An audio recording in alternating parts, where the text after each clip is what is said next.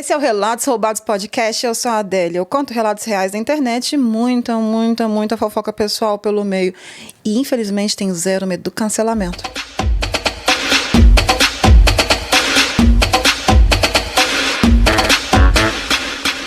Bem-vindos a mais um episódio de Relatos Roubados Podcast. Aquele podcast que você aprendeu a amar. Aquele podcast que você aprendeu a viciar. Aquele podcast que você está esperando que eu solte 2 a 3 episódios por semana. Tô mentindo? Fala se eu tô mentindo. Muito obrigada por todos os comentários, exatamente 2 ou 3, que falaram isso que eu disse agora. Mas é isso que conta. A comunidade não tem que ser grande, ela tem que ser fiel. O tamanho da comunidade a gente trabalha nisso depois.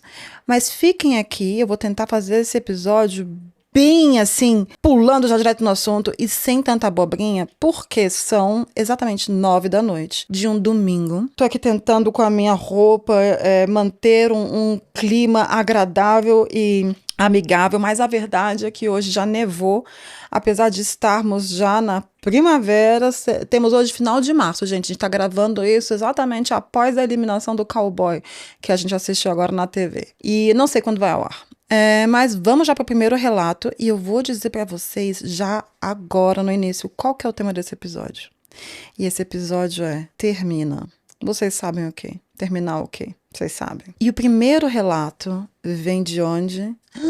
Nossa, eu não lembro, tá? Eu não lembro, porque eu não sei quando que eu fiz esses scripts. Ele vem do subreddit Desabafos, ou seja, um subreddit brasileiro. E esse é pesado pra cacete. Esse é pesado pra caramba. E longo, já vou dizendo que é longo e que é pesado. Vamos lá. O título é: Meu namorado foi diagnosticado com esquizofrenia e agora eu quero terminar com ele. Eu disse que é pesado. E o nome do episódio é Termina, então vocês acham que já sabem mais ou menos minha opinião. Vamos lá. Oi, Reddit. Criei essa conta só pra poder desabafar, sem que ninguém que eu conheça veja esse relato. Por favor, preciso de ajuda e opiniões. Eu amo que ela colocou relato, que é o nosso branding.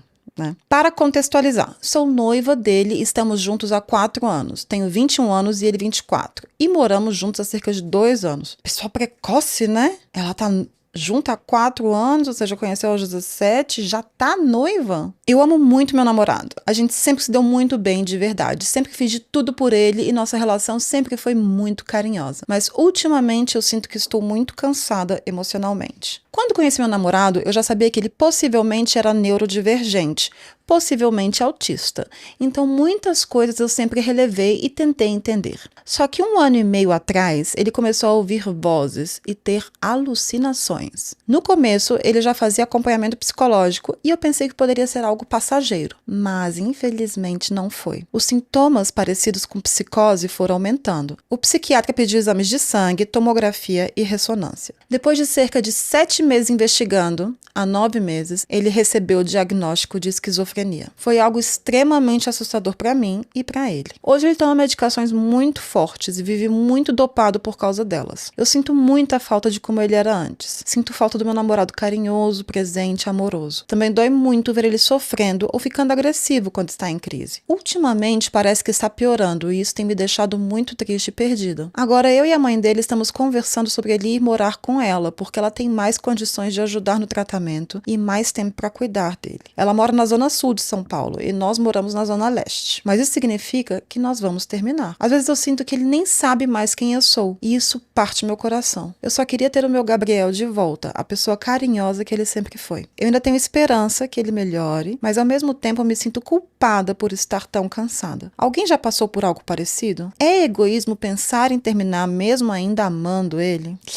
Nossa, eu comecei com um pesado, hein? Porque assim, ele não fez nada, né? Ele não é culpado. Ele tem uma doença. E o nome do episódio é Termina, porque eu, sinceramente, antes de ler os comentários, o meu primeiro ímpeto é dizer: você tá com saudades, você tá no luto de uma pessoa que eu acho, pelo que eu já escutei sobre a doença, que não existe mais, ela não vai voltar mais. Acho, pelo que eu sei, aqui por isso que eu vou ler os comentários, porque ali vão ter pessoas que tem lugar de fala, tem experiências parecidas. Você vai ter ou a pessoa dopada pelos medicamentos, controlada, ou a pessoa normal, mas correndo o risco de ter os ataques agressivos e escutar as vozes que estava acontecendo antes.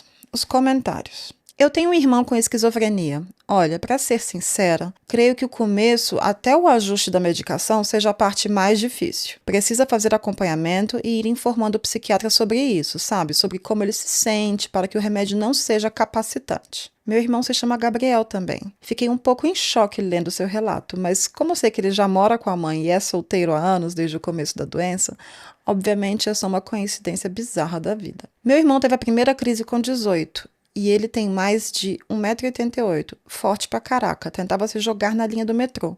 E a única pessoa que ele conversava era eu. Foi extremamente difícil. Eu precisava de momentos de escape longos, longe dele, e de falar com ele para manter a minha sanidade. Eu recomendo que você faça o mesmo. Cerca de um ano depois, ele diminuiu várias vezes as doses e depois diminuiu os remédios também para apenas estabilizadores de humor e antipsicóticos. Ele tem hoje 22 anos, ele nem toma o remédio sempre, apenas quando vai ter uma crise. Ele escolhe assim. Às vezes ele chega a ficar 1 ou 2 dias difíceis, daí se medica e melhora. Daí ele está como sempre foi, mas às vezes ainda tem crises e precisa medicar. Acho que é uma decisão difícil e delicada. Você acha que ele faria isso por você? Você tem filhos?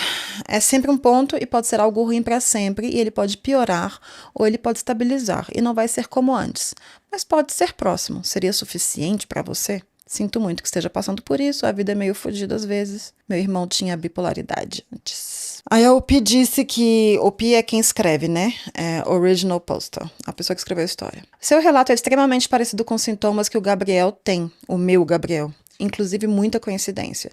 E não, nós não temos filhos. Eu realmente tenho consciência que ele pode piorar o quadro dele. Mas eu estou mais pensando que a mãe dele pode dar mais suporte e apoio que eu. Ele se recusa muito a tomar os remédios. Eu já peguei ele cuspindo algumas vezes. Realmente é algo que eu estou mais pensando nele do que em mim, para ele ter um acesso mais rápido a um hospital. Eu acho que é ok. Eu acho que ela está aqui nos comentários também tentando muito se defender. Tá vendo esse comentário? Pensando em... Ai, eu tô fazendo isso mais por ele do que por mim. Eu acho que é muito ok, né? O que vocês acham dela falar, não, tô fazendo por mim também, não tô afim de viver nessa corda bamba. Eu o amo, mas é uma vida muito instável. Eu acho que tá ok ela falar isso. Aí um comentário que é mais a minha vibe. Muita gente vai romantizar a sua situação, falando que tem que amar e cuidar, que talvez melhore. Já vi muita família cair em ruínas por problemas assim. Só digo que a vida é uma só, e melhor você tirar o máximo possível da sua. Ela... bem jovenzinha, né? 21 anos, já tá com ele há 4, assim, já noiva, pensando em casar. Olha, é uma responsabilidade. Aí ela disse, que contou a história. Eu, por um lado, penso assim também, porque ele está demorando para se estabilizar. Eu sou jovem e tive que trancar a faculdade para cuidar dele. Mesmo com o apoio de amigos e familiares, essa é a coisa mais difícil que eu já passei na vida. E realmente não quero viver o resto da vida assim. Já teve que trancar a faculdade. Imagina como que vai ser faculdade, trabalho. Eu não sei se você tem o sonho de ter filhos. Agora um comentário que já teve a experiência bem parecida. Eu terminei quando meu ex teve uma crise. Foi muito assustador. Deus me livre. Ia me arrastar junto pro buraco. Aí agora a gente tem um comentário de uma pessoa que é neurodivergente. Mano, como um neurodivergente com longo histórico psiquiátrico, múltiplas internações, eu te digo, mete o pé. Esse caminho não é fácil. Minha família mesma ruiu por conta das minhas crises. E demorei só uns 15 anos para estabilizar. Alguns não estabilizam. Vocês não têm filhos? Mete o pé, deixa ele se cuidar, é o melhor para os dois, mas saiba que você vai sair de cuzona. Eu acho interessante todo mundo fala, vocês não têm filhos. Gente, e se tivesse filhos, não ia ser a situação talvez até mais complicada? E talvez seria mais importante se separar? Porque como que é uma crise, assim, do nada, igual a outra falou ali, o meu irmão queria se jogar na linha do trem. E quando você tem filhos, não fica mais perigoso? Você não tem muito mais responsabilidades com as crianças ou com a criança? Então, assim, todo mundo... Esse papinho de que quando tem filho a gente pensa 10 mil vezes antes de separar, eu acho isso muito errado e eu tenho lugar de fala, tá? Não por ter filhos, mas por ter vivido divórcios na família. Plural. O comentário 5, eu falei que ia ser longo, é de Toxicuide, porque vocês querem saber. Eu tive 2 irmãos assim. Um fez merda durante um momento de surto e foi encontrado sem vida. O outro toma remédios de vez em quando, surta, volta a tomar remédio por uns dias e para de novo. Tenho outros parentes com esse problema e confesso que tenho medo de desenvolver essa merda. Tanto é que nunca usei drogas nem bebo, pois pode acabar surgindo em pessoas que já têm predisposição. Olha, sinceramente, isso é doloroso de se dizer, mas digo por experiência própria. É muito raro uma pessoa com esse problema voltar a ser quem ela era depois que começa o tratamento. Pode levar anos de tratamento até ela voltar a ser uns 70, 80% do que já foi, nunca 100%. E é uma aposta. Pode ser que nunca volte. Meus irmãos eram pessoas inteligentes, carismáticas. Todos que os conheciam gostavam deles. Hoje eu olho para o que está vivo, olho nos olhos dele, vejo a face, mas não reconheço mais aquela pessoa. E ele, embora converse comigo às vezes, sinto que ele já não me reconhece como um irmão que lutou por anos pela sua melhora, até desistir devido ao alto estresse que quase acabou com a minha saúde física e mental. Você é jovem demais, não te desejo isso. Amar muitas vezes é deixar ir, é deixar com que a pessoa encontre pessoas que são mais capazes do que nós para atender suas necessidades. Vai doer? Vai, e muito. Mas vai ser melhor para vocês. Você tem uma vida inteira pela frente, não merece ficar sofrendo por alguém que pode nunca mais voltar. Tenho certeza que ele, em plena consciência, jamais iria querer que você estivesse nessa posição. Ele te deixaria voar. Nossa, esse comentário me tocou, porque, né, perder uma pessoa assim...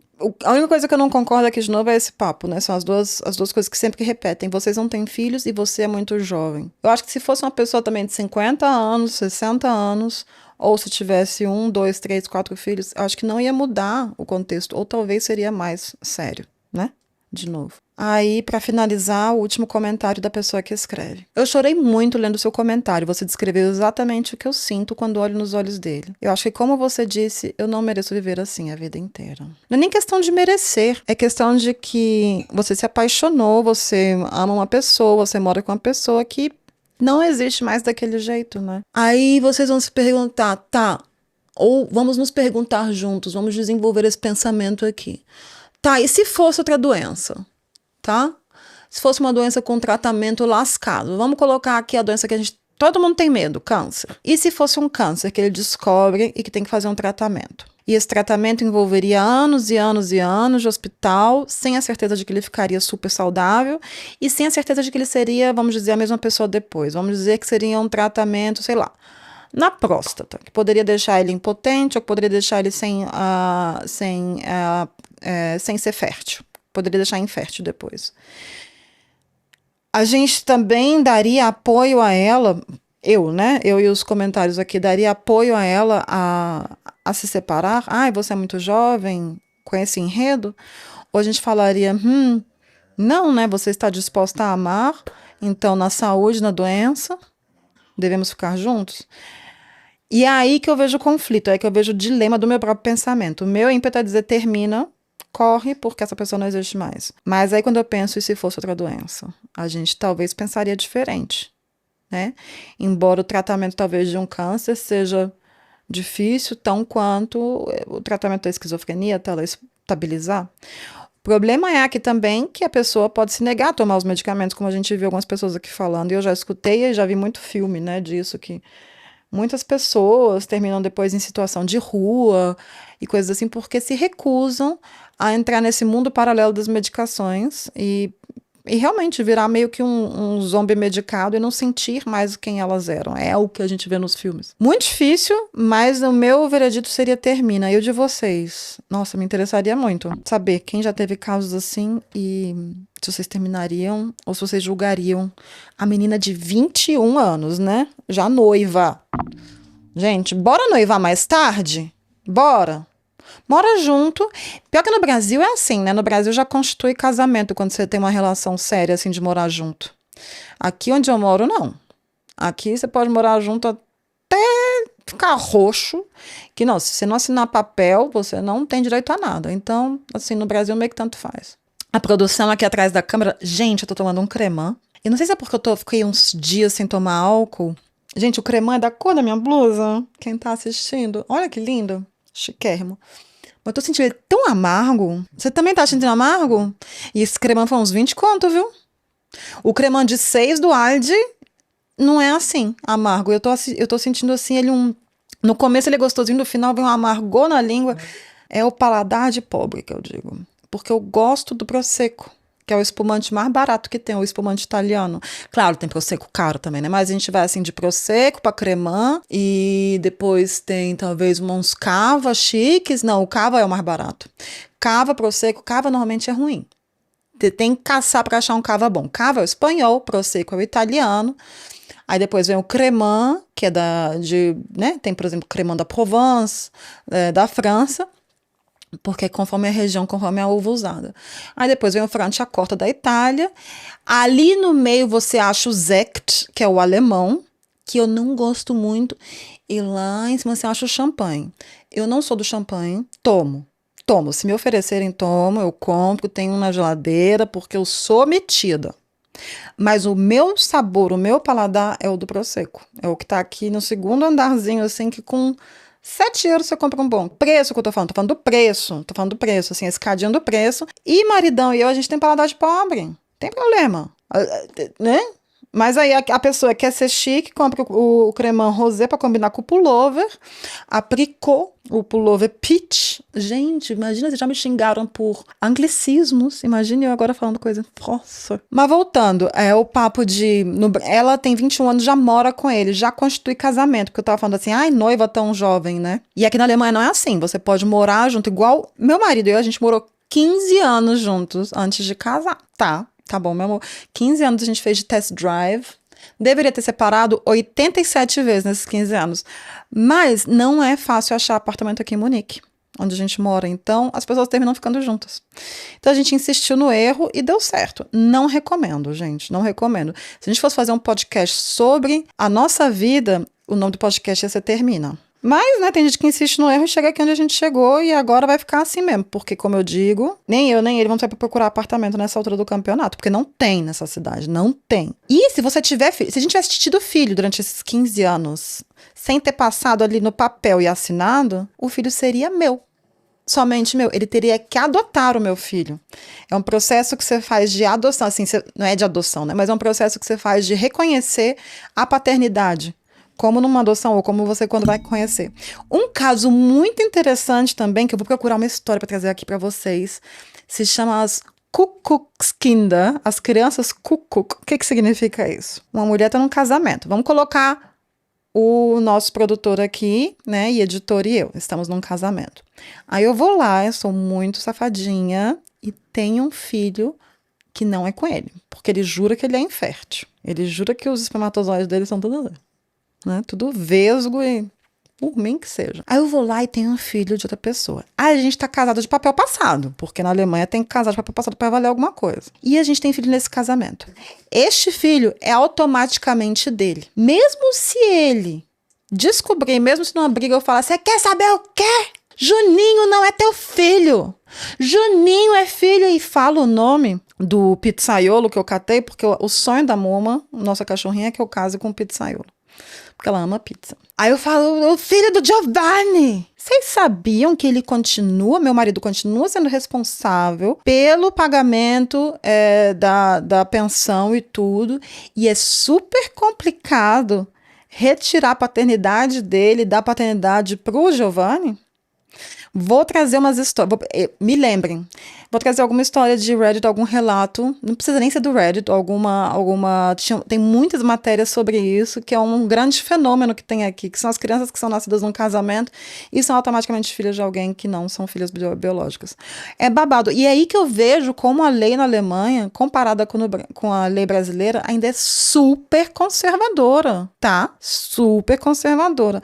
Até o negócio de nome, porque aqui sempre se passa só um nome, né? Igual em outros países anglo-saxãos, países germânicos, eu não sei como são os países eslávicos, mas não são como nos países latinos, onde a gente passa os dois nomes, né? O da mãe e do pai. Já vi um ou outro caso onde só se passou o nome do pai. Eu conhecia um ex meu, tinha só o nome do pai. Eu fiquei pensando, por quê? Não quer? A mãe era uma broaca nojenta, talvez seja por isso que ela falava, eu sou tão ruim que eu não quero dar meu nome pro meu filho. Mas 99% dos casos eu vejo que são os dois nomes, né? Quando se conhece o pai. E a mãe normalmente se conhece também. Mas aqui não, normalmente se passa só o nome do pai. E 90% das pessoas que casam, eu diria, a mulher pega o nome do marido. Ai, não, que para constituir família é mais fácil ter só um nome. E elas não ficam com o nome original delas, elas abdicam do nome e pegam o nome do marido. E eu sou contra. Mas, né, não estamos aqui no caso, vamos procurar uns relatos sobre isso, se vocês tiverem interesse, vocês me digam aí. Veredito do esquizofrênico termina, manda de volta pra mãe. Ela que pariu, ela que cuide. Ai, coitada da mãe, gente. Imagina ela lá com seus 50 anos já e chega o marmanjo em casa pra ela cuidar. Mas é isso. O que a gente falou no último episódio? Não lembro qual, não lembro se foi em alemão ou em português. Quando você tem filhos, e esse é um da minha listinha de motivos para não ter filhos, pessoas. Quando você tem filhos, você tem que contar com o risco de nascer com algum problema. Tá aí, 23 anos depois, um diagnóstico de esquizofrenia vai voltar para tua casa. O que você acha? Você achou que estava livre? Você achou que criou? Aí tem aquele comentário, né? Eu fiz um episódio em alemão, eu fiz 2 episódios, bem louca, bem kamikaze. Fiz 2 episódios sobre mulheres e homens que não queriam filhos. Nossa, cada comentário. Aí o povo fica, né? Ai, quem que vai cuidar de você na velhice? Tô parindo uma criança ou tô parindo uma cuidadora? E por que eu falei disso? Aí todo mundo falando, um comentário foi bem nojento, assim, o cara falou, nossa, mas tem que ser muito egoísmo quem não tem 15 anos da vida para cuidar de outro ser. 15 anos? Gravidez. Às vezes a gravidez, vai lá, papum, deu certo a gravidez. E pessoas que ficam anos tentando a maldita da gravidez e não sai? Vamos contar que seja uma gravidez rápida. 1 ano de gravidez. Aí tem o pós-gravidez, ninguém conta isso, né? Porque a gente acha que só porque é mulher faz de qualquer maneira. 18 anos até ter maioridade e pra você poder já dar uma responsabilidade para sair de casa. Tá aí, 23 anos vai voltar com a esquizofrenia. Não acaba, gente, a responsabilidade não acaba. Vamos para o segundo relato, que eu tô vendo alguém de cara feia ali atrás, porque vai ter que cortar muito episódio hoje. E a gente vai para o Subreddit Advice, que significa conselhos. E isso aqui aprendi com a vovozinha Lorelai Fox, a dar conselhos ruins. Meus conselhos não são tão ruins quanto o da Lorelai, são piores, mas tô na escolinha Lorelai Fox. Pra quem não conhece, coloca já no YouTube, coloca já no Spotify. Meu marido vai gritar ali atrás, não manda pra outros podcasts. Mando sim, porque é a Queen. É uma Queen, melhor podcast de drag que tem aí fora é de Lorelai Fox. Uma voz maravilhosa, assim, nossa. E pensamentos, assim, devaneios de uma senhora. O título é: Meu marido mentiu pra mim por causa de um cheeseburger e agora estou pensando em me divorciar. Termina. Que porra é essa? Logo agora que a gente tava vendo o povo do Big Brother comer aquele bando de cheeseburger. Nossa, que larica de McDonald's que me deu aquele programa. Mas o buraco é mais embaixo e eu acho que essa história tem tipo 3 quilômetros, viu? Tô até vendo que meu marido vai querer que eu faça só 4 relatos hoje, vamos ver. Ai, não é ele que manda aqui nessa merda? Hoje meu marido foi doar plasma. Ele faz isso 2 vezes por semana. Ele tem um emprego em tempo integral, mas não é suficiente para sustentar tudo. Temos 2 filhos com necessidades especiais, tá vendo? Eu estudo em tempo integral e trabalho em 2 empregos de meio período. E mesmo assim o cara vai doar para arranjar dinheiro. Isso aqui, gente, é Estados Unidos, tá? Primeiro mundo, o povo lá, ó. Enfim, hoje ele chegou em casa, depois de doar plasma. Eu disse que estava com fome. E ele disse, não, eu não estou.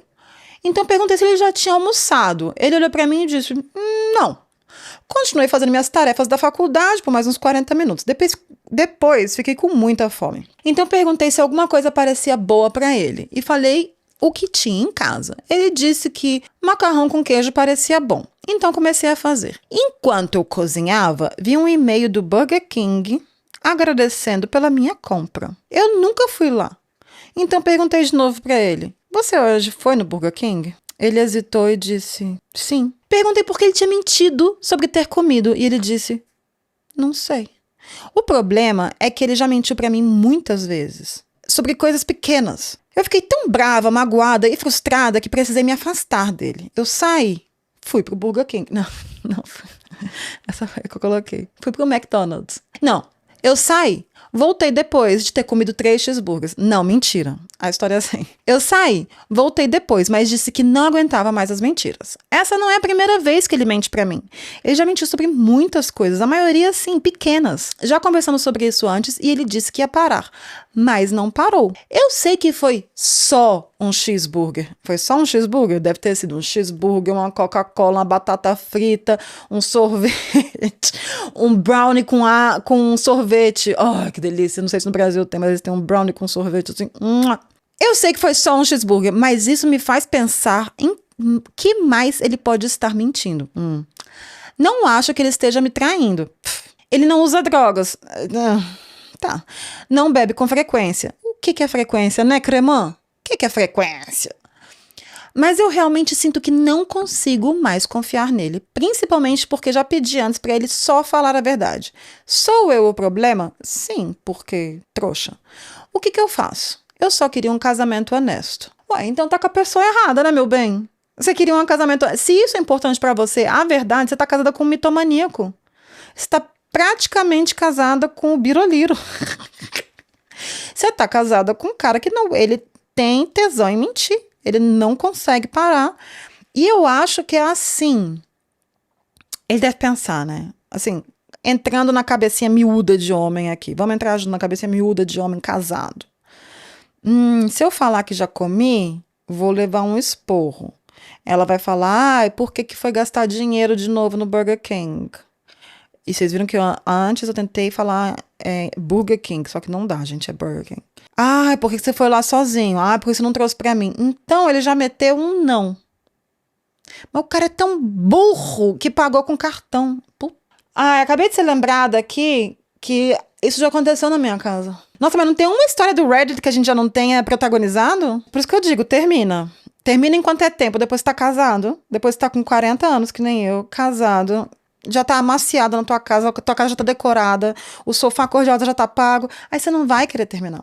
Aí você vai falar, foda-se, é esse mesmo. Aí você escuta todas essas histórias do Reddit, aí você escuta todas essas histórias do povo que vai pros aplicativos de namoro, aí você escuta o Não Inviabilize da Deia Freitas, aí você fala, celibato ou eu fico com esse banana aqui. Bom, o que o editor desse podcast fez uma vez? Ou o que ele fazia sempre? A gente morava num lugar, num bairro assim, bem fubanga, pra não dizer assim. A gente se mudou pra um bairro agora bem branco-alemão, onde só tem velho. Todo mundo desse prédio aqui... Não, 80% do prédio que a gente mora é 70+. É uma véia arada que na hora que eu saio da garagem eu tenho até medo de pegar uns velhos que estão dirigindo aí, que eles dirigem meio na cega. Aí você fala, eita, sai da frente que o velho tá vindo. É uma véia arada, tem uns que já nem caminha mais, você fica só olhando assim, um dia esse apartamento vai ficar vazio. Aí a galera fica só urubuzando ali. Gente, é assim. Cidade com pouco apartamento pra alugar é assim. A galera fica, Mas outra coisa, né? Alemão é vaso ruim, não quebra. Essa galera não vai de arrasta. Eles têm, às vezes, uma lista de doença deste tamanho. Temos casos. E eles vão, assim, de 90 pra cima. Chegando aos 100, você fala, cara, você não vai desocupar esse apartamento nunca. Enfim, a gente se mudou agora pra esse lugar aqui, mas não foi gentrificado. É um lugar que eu chamo de Old Money. Ela usou um anglicismo. Vou tirar o... Não vou mais seguir. Vai pela sombra, tá? Não enche meu saco. Old Money significa que é um bairro, assim, de pessoas que já têm dinheiro há muito tempo. Não é um bairro de novo rico, não é um bairro de famílias ascendentes, é um bairro de alemão que já herdou, é um bairro de alemão, assim, que... E eles não ostentam. Tá? Alemão não ostenta. Eles têm dinheiro no banco. Eles têm carro fudido, as roupas normalmente, tem uma ou outra assim que se veste mais ou menos. Mas 80, 90% se veste fudidamente, não tomam banho, as caspas no ombro igual, tá? A diferença normalmente você vê do pobre pro rico aqui é onde mora. E a gente veio parar nesse bairro aqui, sabe-se lá como, né? Vencemos na vida depois de muitos anos morando no bairro que a gente estava antes. E no bairro que a gente estava antes era assim, tão fubanga que eu não tinha coragem de comer em nenhum dos restaurantes lá perto. Tinha um indiano, que a gente passava e dava pra ver a cozinha. Até hoje me vem o cheiro no nariz de comida indiana e eu penso naquela cozinha e me dá assim arrepio. E tinha um asiático, o Blue Ingwer. Blue Ingwer é gengibre azul, traduzido. E o Blue Ingwer, gente, tinha pratos, quando a gente se mudou para aquele bairro, de 5 euros. Assim, muito barato, muito barato. O arroz frito deles, é vegetariano, era meio litro de óleo e 4,50. Mas era meio litro de óleo. Era assim, meio quilo de arroz, meio de óleo e 3 ervilhas. E meu marido amava, né? Aí quando eu saí, eu falava, bom, hoje vou sair de noite, vou me encontrar com as minhas amigas. Ele, vai, amor. Bom jantar. Divirtam-se. Por quê? Porque era a noite de safadezas dele. Ele ligava pro Blue Ingua e ele não pedia um prato de 5 euros, que era puta bem servido e bem oleoso. E nós dois aqui vamos colocar, entre aspas, obesos. A gente hoje tá magrinho. A gente tá magrinho. Agora, naquela época, a gente tava duas pamonha. Se abrisse a porta e empurrasse, a gente saía rolando. Os dois, tá? Cada um com seu 1,60 de altura, assim, bola. Tipo o Babu do BBB. Sério, se vocês não acreditam, vão no meu Instagram pessoal, desce o feed, 2 anos, pra vocês verem. Vocês vão falar, meu Deus! Se colocar uma cordinha assim, sai. Parecia um balão inflando. Ai, como que você emagreceu? Não conta. Aquela, né? Eu conto, se vocês perguntarem, eu conto. Num episódio fechado, pago. R$10. Vocês querem? Eu conto. Detalhes. Aí, o que meu marido fazia? Ele ligava no Blue Ingua e eles só entregavam a partir, acho que de 8 euros ou 9 euros. E um prato deles custava 5 euros. O que o chupeta de baleia fazia? Ai, nossa, que gordofóbica. Gente, eu tenho lugar de fala. Eu posso. Vocês querem me cancelar por causa disso? Eu posso me chamar de gorda, eu posso chamar ele de pança, eu posso. É só olhar as fotos, é fato. Ele pedia 2 pratos. Ele pedia um arroz frito, que era meio litro de óleo e arroz. Gente, sério, o negócio era tão oleoso. E pedia também um curry, o curry tailandês, que é um balde de leite de coco com creme de leite e óleo. E um pouquinho de legume e tofu ali para enganar. E mais uma porção de arroz também nadando no óleo. Ele pedia e ele comia completos. Aí eu chegava, no corredor já sentia o cheiro de asiático. Eu falava, ele pediu. E ele, nossa, o aplicativo tinha outros lugares para pedir, mas não, ele queria o fubanguíssimo, onde ele tinha que pedir 2 pratos, para ele poder fazer o quê? Ter o binge eating dele. O que é o binge eating? Quando nós, pessoas que não temos controle com a alimentação, normalmente, queremos comer tudo de uma vez escondido. Dizendo ele aqui, ele tá tentando lembrar de um episódio específico, eu não me lembro desse episódio específico, eu cheguei em casa e perguntei, você tá com fome? Não. Você pediu o asiático? Você pediu Blue Ingua? Não. Agora eu não lembro se eu vi no lixo os alumínios. Ele jogou o lixo fora. Eu acho que eu devo ter achado algum pingo de alguma coisa de curry. Dizendo ele, eu vi um e-mail que chegou. Porque chega pela internet o e-mail. E deu um escândalo. Mas também foi a mesma coisa, gente. Mentiu pra mim. E comeu de novo 3 pratos. Só naquela refeição, ele ingeriu, assim... Esse quilo daquela refeição que ele engordou, ele demorou agora 2 anos pra emagrecer, tá? Entupiu meio coração ali. Mas ele sempre fazia isso, ele mentia. E eu já peguei meu marido já em várias mentirias assim, que nem esse cara, viu? Que é pra evitar a fadiga. Eu entendo por um lado, mas eu odeio. Nossa, se for pra mentir, faça bem. Aí ele fala, fica me controlando, revira até o lixo. Não, eu abro o lixo e tá lá e eu falo, eu não sou louca, né? Não sou burra, né? Tem um cara que fala aqui, assim, não, acho que é a mulher. A mãe do meu ex era narcisista.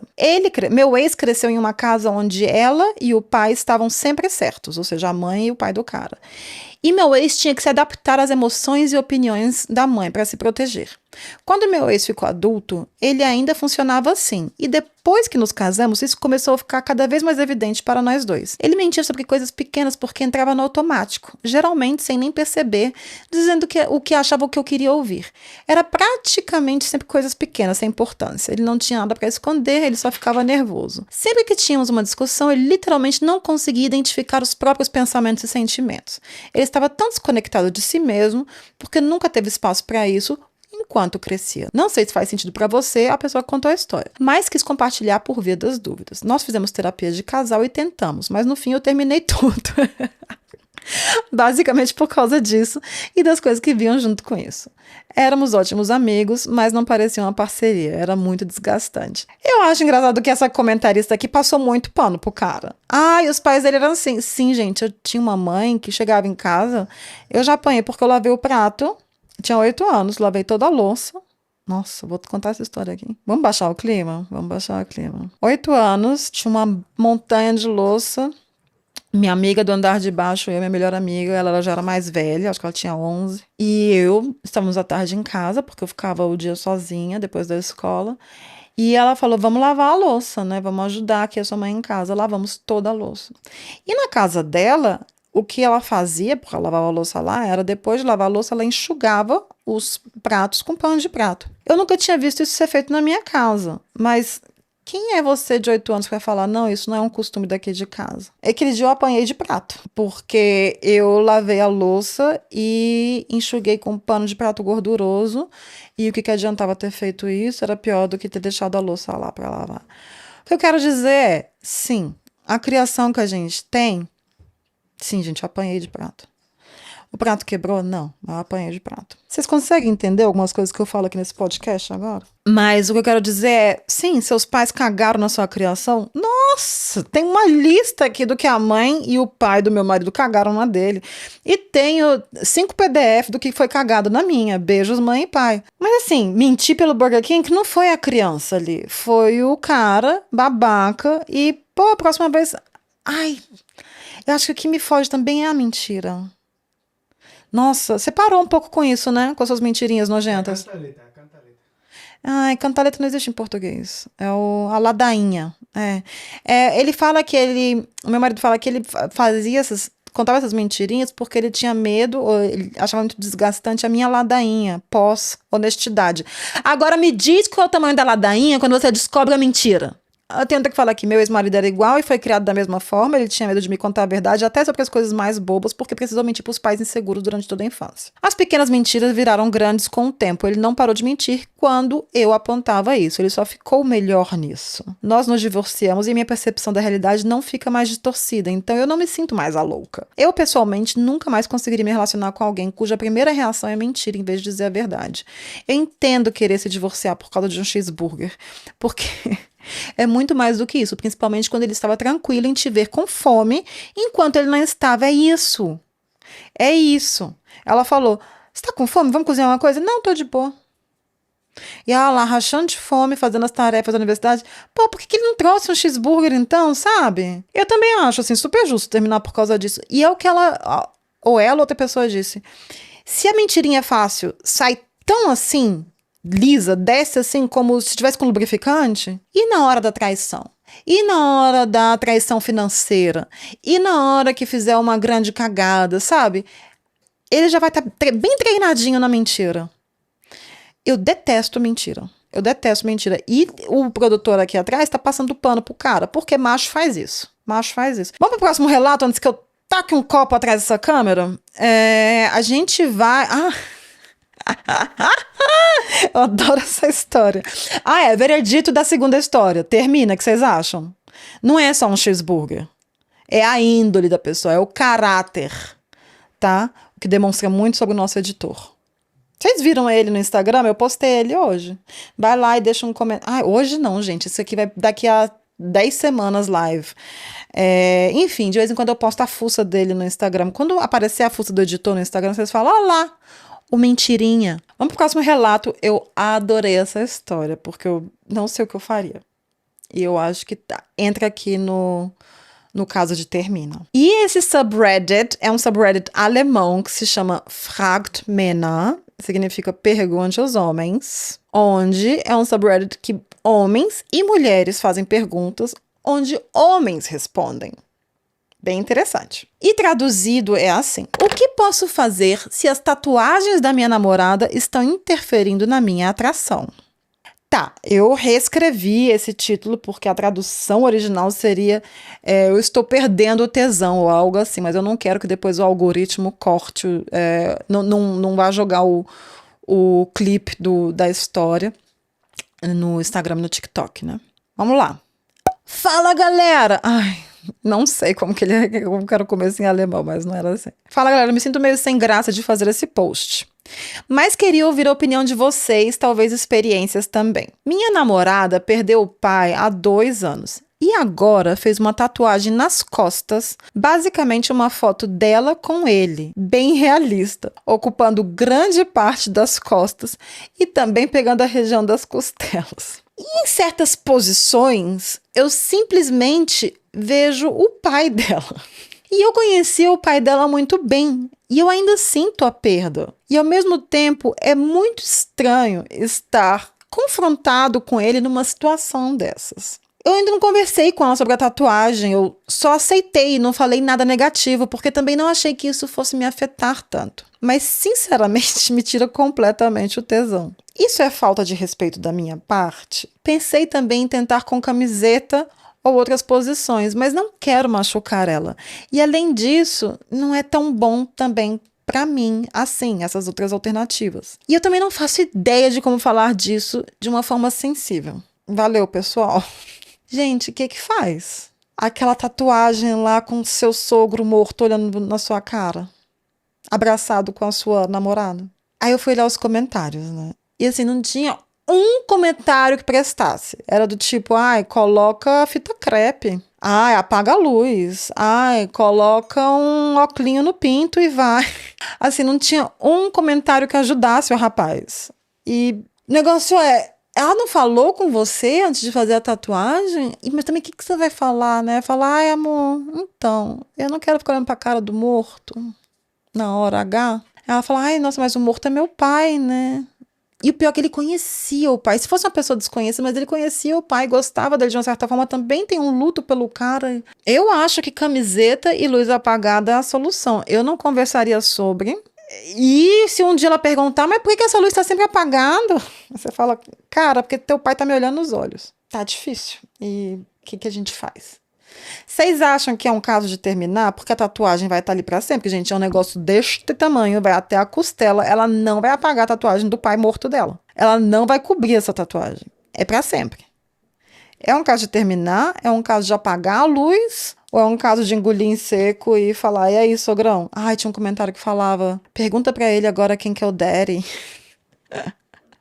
Ridículo, né? Mas eu não sei se é um caso de terminar, mas se terminar também eu não me recriminaria. E falaria, porra, a próxima vez que você for fazer uma tatuagem, você pensa, ai, mas eu tenho que contar aqui.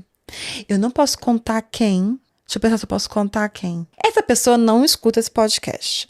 Mas eu acho que pessoas, parentes dessa pessoa, talvez vejam pelo menos pelo Instagram. Não sei se elas chegam a escutar o podcast. Vai ser bem interessante. Mas eu conheço uma pessoa que talvez tenha algum laço sanguíneo comigo. Talvez não. Essa pessoa se acha. Nossa, se acha. E assim, não tem nenhum motivo pra se achar. Não é nenhum motivo. Sabe a pessoa que se acha, não tem nenhum motivo pra se achar. Mas isso não vem ao caso. O que vem ao caso é que eu lembro que uma época essa pessoa tava namorando um cara.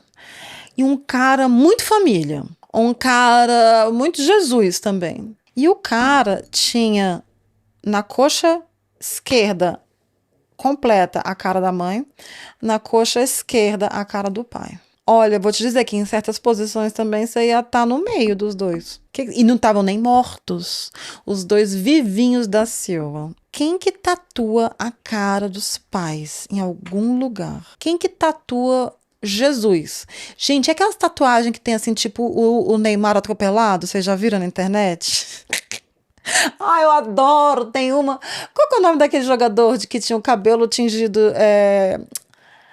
Pomba. O Richard... Não era Richarlison. Era Richarlison. Gente boa. É ele que tem os 3 tatuados atrás? O Pombo que fazia assim, nossa. E também já vi tatuagens dele, assim, terríveis. Assim, olha, não tatuem cara de pessoas. Aí, olha quem tá falando, né? Olha a tatuagem da Mona. Eu tenho meus 3 cachorros tatuados aqui. Quem não quiser, não coma. Mas, assim, na costela é complicado. E eu acho que o cara dessa pessoa que eu conheço, ele tinha a mãe, o pai e acho que Jesus na costela. E essas imagens de Jesus, assim, sangrentas, assim, com a coroa de... Agora a gente tá entrando na Páscoa, né? Começou, pra mim, Páscoa é igual Halloween. Você liga, às vezes, a televisão e tem, assim, um Jesus sangrando, assim, e pendurado numa cruz. Gente, como vocês são sádicos, vocês católicos. Pelo amor de Deus. Todo lugar você vai, tem uma pessoa crucificada de tanguinha pelas mãos e pelos pés, uma coroa de espinhos. E vocês ficam olhando para aquilo. Aqui na Baviera, graças a Deus, o estado mais católico da Alemanha. Por que eu digo graças a Deus como ateia? Porque nós temos todos os feriados católicos. Amo. a desempregada, né? Desempregada até falando, amo os feriados. Mas quando eu estou em estado trabalhístico, é muito legal. Tem outros estados, eu trabalhei já com contrato do leste europeu, não, do leste alemão. Perdi 3 feriados. Perdi 3 feriados, porque lá o povo não acredita em nada. Vai todo mundo pro inferno. O bom de não acreditar no inferno que nem eu é que se eu for, eu vou falar, olha, tem, vou ficar positivamente surpreendida. Mas aqui na Baviera, todo lugar que você vai também, assim, as casas de interior, tem a cruz com o Jesus crucificado. E eu acho que nas repartições públicas e nas escolas também, eles queriam tirar e teve maior briga e não tiraram, não foi? Maior rolê porque não é um estado...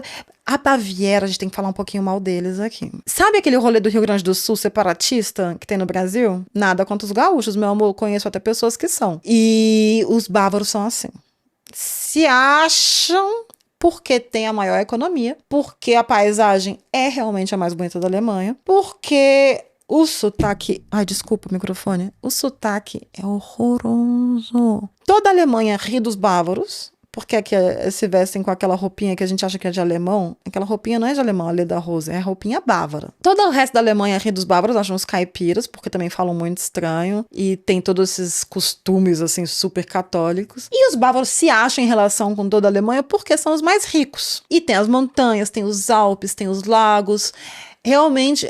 Assim, do que eu vi de Alemanha, é a região mais bonita. Não conheço toda a Alemanha, mas, nossa, tem uns lugares aqui que o trem passa e você fala, eita porra, caiu uma bomba aqui e ninguém reconstruiu nada. Porque assim, o negócio não é nada, é feio, é reto, não tem charme nenhum. E tem umas cidades, não vou dizer os nomes, mas, por exemplo, Leipzig, que você chega e você fala, gente, é todo mundo casado e tendo filho com primo aqui, porque as pessoas são tudo meio tortas. Não se deve falar da aparência de ninguém. Mas na hora que você chega de trem, de Munique, no trem bala, né? Que o trem aqui também não é tão bala. Porque até o trem bala que chegaria, acho que 300 e tantos por hora, a legislação... Não, acho que ele chegaria até 600 por hora. 300 e tantos por hora. A legislação diz que ele só pode em pequenos trechos chegar acima de 300. E assim, 90% dos trechos ele chega... Se der certo, acima de 100. Então, é assim, não é trem-bala, é trem-bolinha. Você pega o trem-bolinha de Munique pra Leipzig, aí você sai de Munique, todo mundo, né, aqui com as suas bolsas caras, todo mundo bem vestido, né? Entra no trem, desce em Leipzig, você fala, o que aconteceu com as pessoas? Por que ninguém tem dente? Por que tá todo mundo com 2 buracos na boca faltando? Tem uma diferença. Assim, e você percebe na hora que você vai para outros lugares. Berlim, a gente não vai nem falar mal de Berlim, porque Berlim é muito cool, mas a preço de quê, né, gente? Nunca vou esquecer. Isso também é história de 10 anos atrás, tá? Hoje em dia tá muito pior. Mas eu estava em Berlim, porque a empresa que eu trabalhava tinha um escritório lá, e eu tinha contratado um filho da mãe. Ele durou 1 semana e eu falei, eu quero mandar esse idiota embora, porque o cara era burro. Assim, mas ele é burro, ele não sabia nada de Excel, nada. Ele falava que sabia fazer planilha, não sei o que, ele não sabia nada.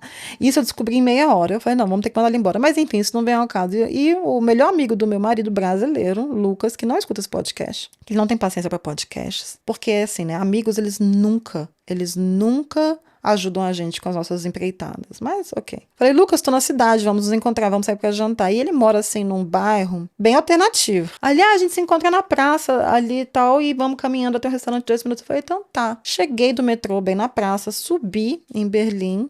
Berlim também tem vários bairros chiques e tal, né? Mas a gente tava assim, nesse bairro alternativo que, se eu fosse morar em Berlim, provavelmente eu ia procurar por ali uma casa que o dinheiro ia render mais, pra pegar um lugar maior e tal. Cara, 5 da tarde eu tô lá sentada, um cara simplesmente baixa a calça no meio da praça, caga, uma diarreia deste tamanho assim, vocês não estão vendo, vocês estão escutando só áudio, mas imagine 2 mãos assim abertas, parecendo uma panqueca de... E eu tava gravando stories pro Instagram. E eu gravei aquilo do cara cagando. Eu falei, gente, 10 minutos em Berlim, eu dou de cara com um cara cagando assim aos meus pés na praça. Aí meu amigo chegou, 10 anos que eu moro aqui, isso nunca vi, nunca aconteceu, papapá, isso é só pra te zoar com a sua cara, aí você chega... Mas Berlim pra mim tem essa vibe. Eu amo Berlim, a questão de diversidade. Lá você pode ser branco, preto, asiático, azul, gay, lésbico, pansexual, tudo ao mesmo tempo, gordo, magro, alto, estrangeiro de 5 nacionalidades diferentes, e ninguém tá nem aí, porque todo mundo é assim. E se fala inglês em todo lugar, não que eu acho legal que fale inglês em todo lugar, porque se eu aprender alemão, eu quero que fale alemão. Sou assim, tá? Na época que eu cheguei aqui, que eu tive que aprender alemão, vocês vão tudo falar alemão. E a diversidade, não só de pessoas, mas a diversidade de comida. Como vegetariana, tem, assim, tanto lugar. Você pode passar uma semana lá passando mal de comer muito um restaurante legal, os preços muito melhores que aqui em Munique, a vibe muito melhor, porque aqui em Munique é todo mundo muito metido a besta, muito snob, parecendo eu um pouco, assim. Eu tenho uma coisa pouco meio Munique, porque eu já tô há 20 e tantos anos aqui, né, gente? A gente vai incorporando a coisa ruim do lugar. Enfim, por que a gente tava falando disso? Ah, por causa da namorada. Termina ou não termina? Não sei como a gente chegou aqui, não faço a menor ideia.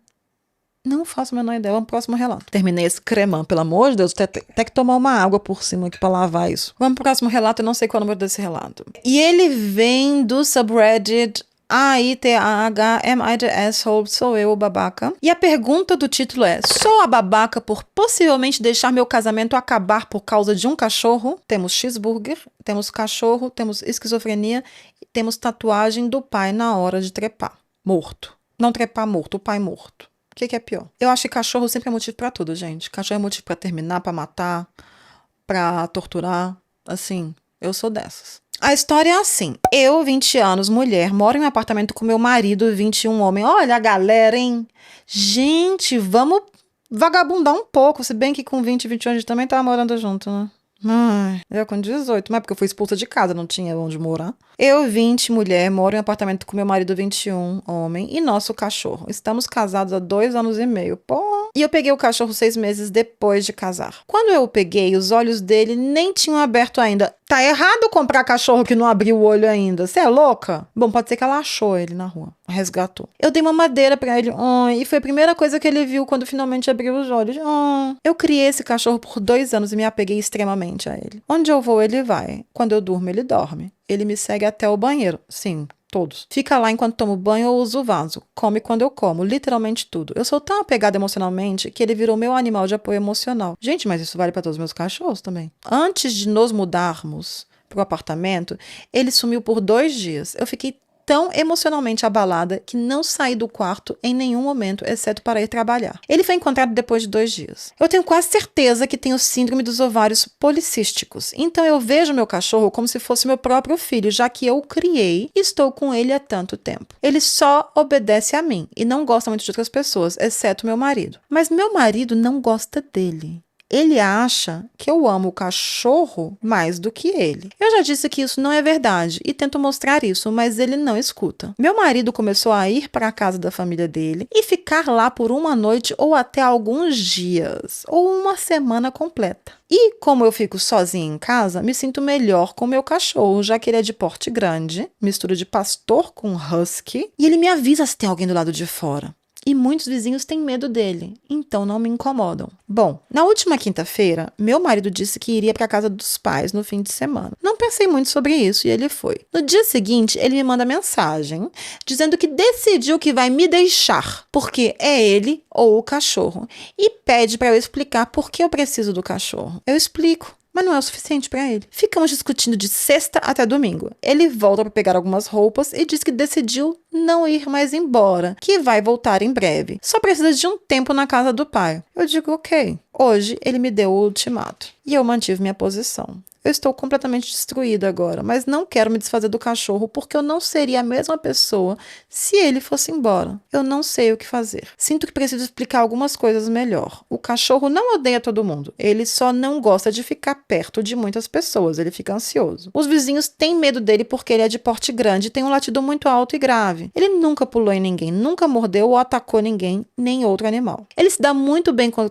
outros animais e gosta de brincar. Quando temos visita, ele fica ansioso no começo, mas depois se acostuma e tenta brincar e lamber as pessoas. Eu não sou dependente dele. Ele me segue para todo lado porque sempre fez isso desde que era filhote. Ele nunca machucou o meu marido. Meu marido já brincou de forma mais bruta com ele, enquanto ele crescia. Ele nunca fez nada contra meu marido. Meu marido simplesmente não gosta do cachorro porque às vezes acorda com pelo na boca, já que dorme de boca aberta e o cachorro solta muito pelo. Não sei como isso acontece, porque comigo nunca aconteceu. Ele também não gosta de ter que levar o cachorro para fazer as necessidades quando eu estou trabalhando. Então, em vez disso, ele deixa o cachorro fazer dentro de casa e depois reclama quando precisa limpar, já que eu trabalho em 2 empregos e não consigo estar lá com ele. Meu marido está sem trabalhar há 1 mês, então quando ele chegava em casa antes, não tinha sujeira no chão. Mas agora que ficou em casa sozinho, percebeu que precisa limpar depois que o cachorro faz. Eu não peguei o cachorro sem a permissão dele, eu perguntei antes. Nossa, quanta coisa errada nessa história! Eu, como sempre, muito egocêntrica, eu vou trazer já a minha vida aqui pro meio, tá? Eu como mãe de pet. Eu acho que já deixei bem claro pro meu marido, se eu tiver que escolher entre ele e os cachorros, eu escolho os cachorros. Eu acho que o amor pelo cachorro, o meu amor pelo animal é muito mais puro do que o meu amor por ele. Os cachorros nunca mentiram pra mim que não pediram asiático enquanto pediram asiático. E comeram sozinhos.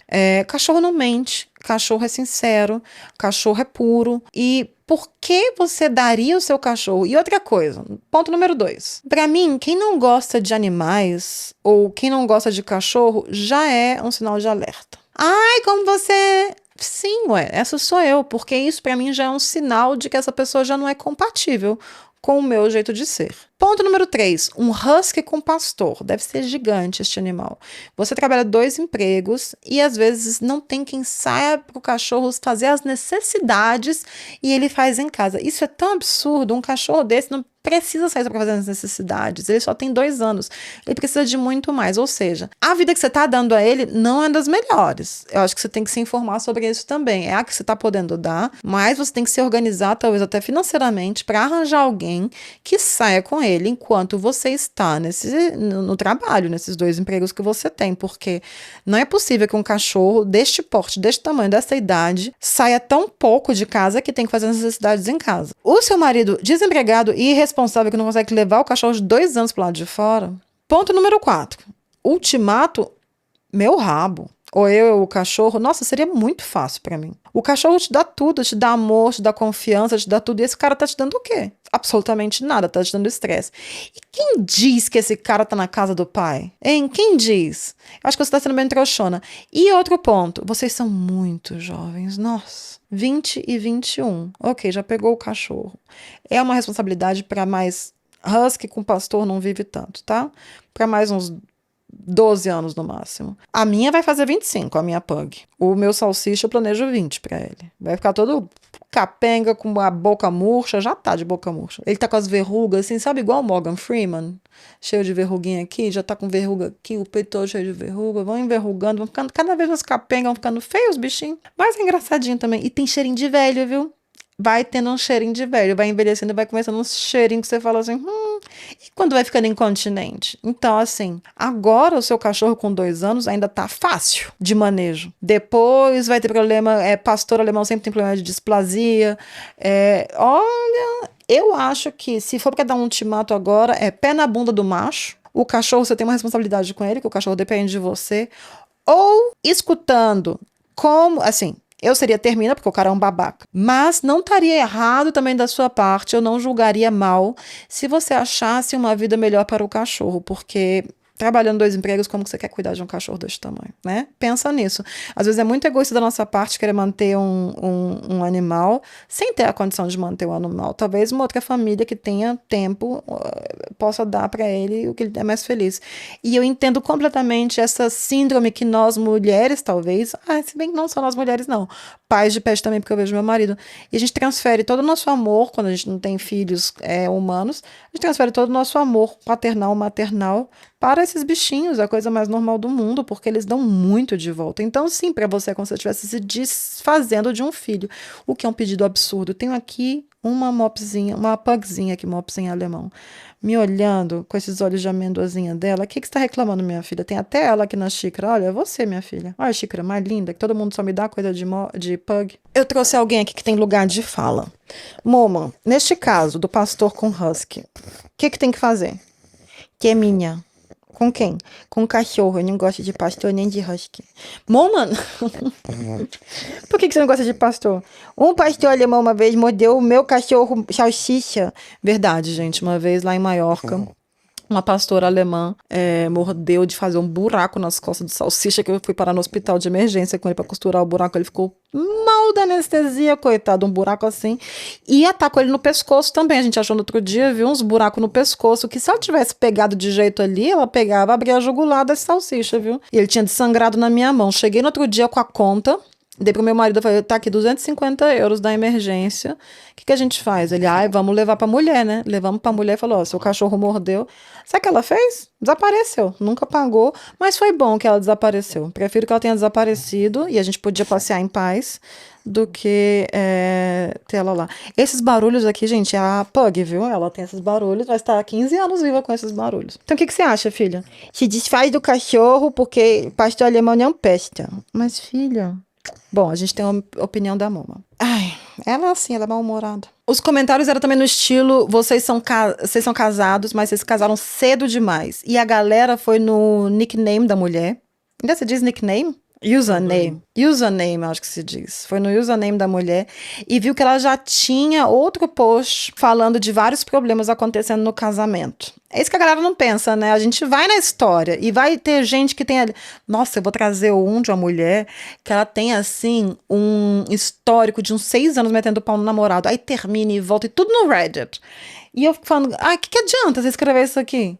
Você claramente é apaixonada nessa pica. A mulher disse aqui que, considerando o quão infeliz vocês estão, melhor não perder mais tempo. Também acho. Não façam o erro que meu marido e eu fizemos. E o outro falou aqui, vocês estão caminhando para um casamento miserável. Terminem agora. Vocês se casaram muito novos e só agora estão percebendo o quanto não são compatíveis.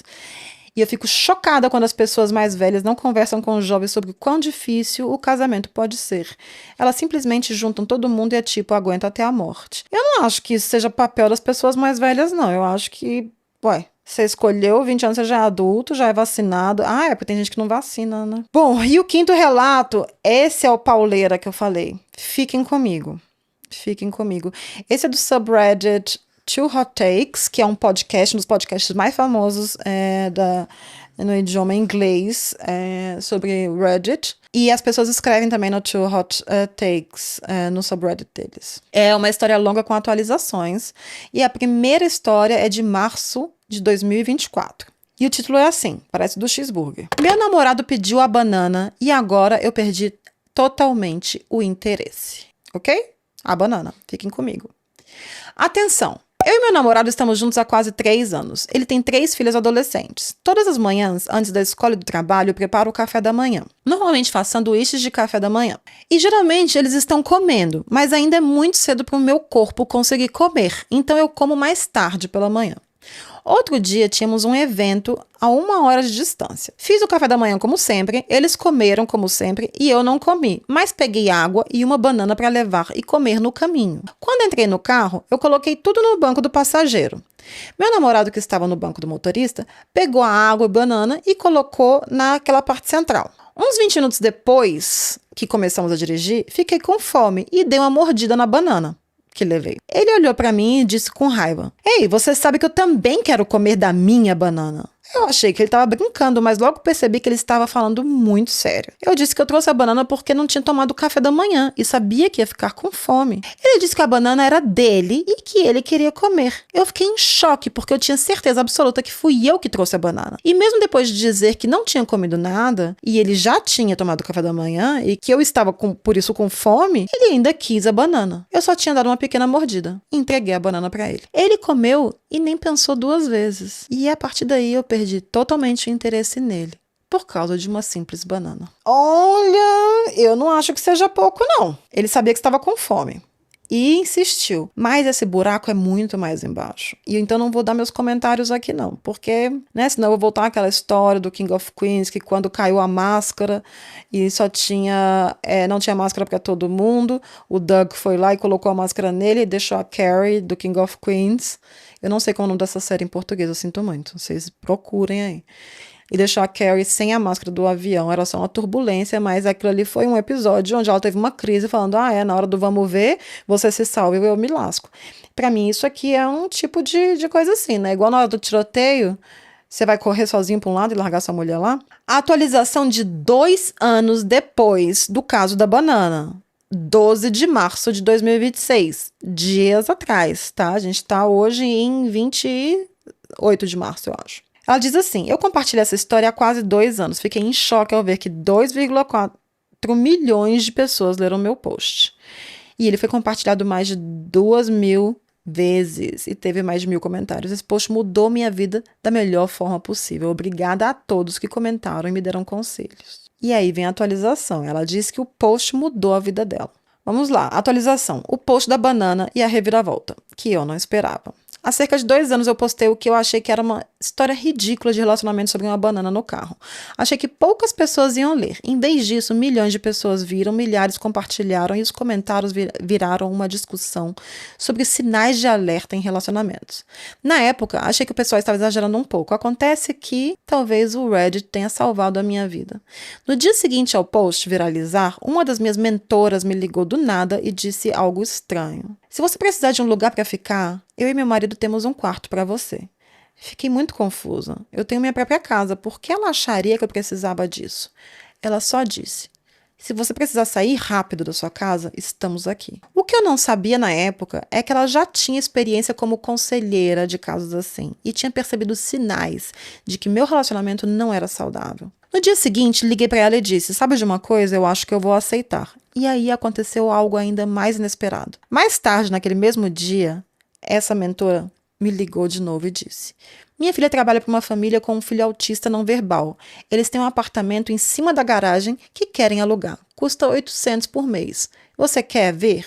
E acabou sendo exatamente a família que eu precisava. Hoje eles são a minha família adotiva. Eu e uma colega de trabalho fomos ver o lugar depois do expediente. Era lindo, um terreno tranquilo, uma mansão, um apartamento pequeno em cima da garagem, mobiliado, seguro. Lembro de estar lá pensando, talvez essa seja a minha saída. E, sinceramente, parte do motivo de eu ter escutado essa voz foi por causa de vocês. Milhares de comentários dizendo que tinha algo errado na minha situação. Assinei o contrato no dia seguinte e comecei a tirar minhas coisas aos poucos, em silêncio. Quando finalmente contei para o meu ex que estava indo embora, tudo piorou. Brigas, caos. Em um momento, ele conseguiu colocar fogo no próprio braço, tentando fazer a casa cheirar bem com uma vela no fogão. Sim, sério. E eu acabei cuidando dele enquanto ele se recuperava. Ao mesmo tempo em que eu estava com gripe e febre de 39 graus. Foi aí que percebi algo importante. Eu não era a parceira dele, eu era a cuidadora dele. Pouco tempo depois, tudo chegou ao limite. Uma noite, durante uma discussão, ele pegou meu celular para eu não conseguir ligar para ninguém. Quando tentei sair, ele me encostou na parede e começou a gritar na minha cara. Depois jogou no chão e começou a me estrangular. Eu tentei lutar, tentei me soltar, tentei desistir, mas quanto mais eu lutava, mais forte ele apertava. A última coisa que eu pensei foi: ele vai me matar sem querer. Depois tudo ficou vermelho, depois preto. Quando acordei, estava sozinha naquele quarto. Peguei minha chihuahua, saí correndo de casa e fui até um posto de gasolina tentar pedir ajuda, porque eu mal conseguia respirar. Depois fui para o hospital, onde médicos e policiais documentaram as lesões. Tinha capilares rompidos no pescoço, hematomas, lesões no tornozelo por tentar escapar. Os policiais me disseram algo que eu nunca esqueci. Mulheres que são estranguladas por seus parceiros têm um risco muito maior de serem mortas depois. Na manhã seguinte, meu ex foi preso. Desde então, houve processos, adiamentos, advogados e toda a longa caminhada por justiça, mas a verdade é que aquela noite poderia ter sido o fim da minha história. Em vez disso, foi o começo de uma vida completamente diferente. Hoje eu brinco que tenho 4 vidas em vez de 4 empregos. Sou cabeleireira, DJ, apresentadora de karaoke e apresentadora de quiz. Também trabalho como bartender. Durante o dia, faço transformações de cabelo, à noite estou com o microfone em bar enquanto as pessoas discutem perguntas de quiz com toda a emoção do mundo. É caótico, minha rotina é louca, mas minha vida é cheia de música, risadas, comunidades e pessoas que realmente se importam comigo. E, sinceramente, estou melhor do que jamais imaginei. Obrigada a todos que comentaram naquela história boba da banana e apontaram coisas que eu ainda não estava pronta para ver. Obrigada às mulheres que compartilharam suas experiências sem julgamentos. E obrigada a quem me incentivou a confiar nos meus instintos. Às vezes estranhos na internet conseguem ver algo com clareza quando você ainda está perto demais da situação. E às vezes um post aleatório sobre uma banana vira o primeiro passo para salvar a sua própria vida. A vida não é perfeita agora, mas eu estou livre. Ela colocou mais um monte de atualizações sobre algumas coincidências que aconteceram, que foi pro hospital. que ela demorou muito para entender que ela tinha que denunciar ele e que ela queria proteger ele, mas que o pessoal no hospital mesmo que acionou a polícia. E ela contou também que as filhas do cara estão bem, que a chihuahuinha dela também tá ótima, 16 anos, e tá super bem mimadinha agora em março de 2026. Ou seja, aquele sinal daquela banana no carro foi de que ele não era o parceiro dela. Ele havia realmente, como ela disse, como uma cuidadora, como uma pessoa que estava servindo. Ele não se importou por ela estar com fome. E aquilo ali é muito interessante ver que tantas pessoas assim viram naquele, o que se chama em inglês de red flag, naquele sinal de alerta, uma coisa tão terrível que ela teve a coragem, através dos comentários, de ir alugar um apartamento e fazer tudo na surdina, né? E eu já li muito sobre isso, que o momento mais perigoso para a mulher que vive numa relação com o homem e quer deixar essa relação é o momento que ela decide ir embora. E foi o que aconteceu com ela, né? Na hora que ele sacou que ela estava indo e quase que ela foi mesmo de arrasta. E teria sido melhor se ela tivesse conseguido sair também na surdina. Num comentário ela diz assim: quando eu acordei do estrangulamento, fui procurar a Siena, minha chihuahua, e ouvi meu ex na cozinha mexendo no celular. Ele então balançou meu celular e, com uma voz fina e estranha, disse de forma provocativa: aqui está seu celular. Depois descobri que ele estava mandando mensagem para o melhor amigo e para a ex-esposa dizendo que eu tinha ficado louca. Só sei disso porque depois da prisão dele, eles me mandaram mensagem no Instagram dizendo que eu deveria retirar as acusações. Eu estava inconsciente no quarto e ele já estava criando a versão dele da história.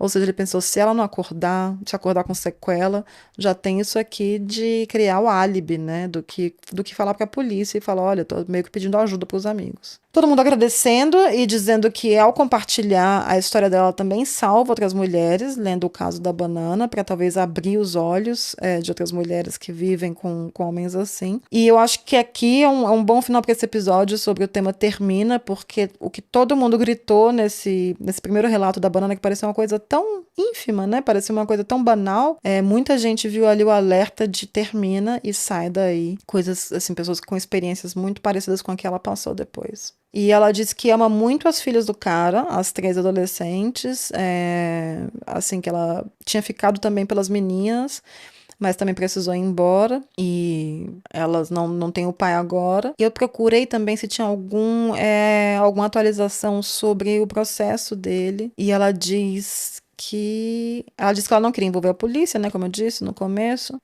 Quando ela foi no posto de gasolina, o funcionário queria chamar a polícia, ela disse que não queria, ela não queria que ele tivesse nenhum problema com a polícia. E ela falou que o julgamento continua sendo adiado porque ele demitiu o advogado abandonou o caso, mas enfim, vai ter um julgamento sim sobre o caso. Ela não retirou queixas e ele vai ter um julgamento sim. E tomara que leve o que merece, que bom que ela se salvou, que bom que ela foi pegar o apartamentinho dela.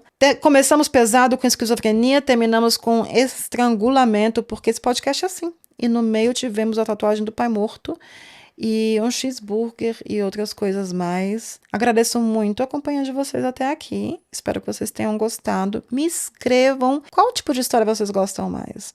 Casos de família, casos que têm atualizações. Eu amo que eu conto uma história... Aí coloca o clipe nas redes sociais e um monte de comentário coloca parte 2. Gente, só se eu inventar. Às vezes não tem parte 2, às vezes é aquilo ali e o resto a gente vai ficar na nossa imaginação. E às vezes tem parte 2, parte 3, parte 4, igual aqui. Ela veio 2 anos depois escrever a atualização, ainda bem, porque é uma atualização que ninguém esperava, que ela tivesse saído de casa e o cara preso, né? Enfim, escrevam pra mim o que vocês gostam. Vocês querem história de república, história sobre a Alemanha, curiosidades, né? A gente vai fazer isso aqui do jeito que eu quiser. Mas eu gostaria de saber a opinião de vocês. Um grande beijo e até o próximo episódio.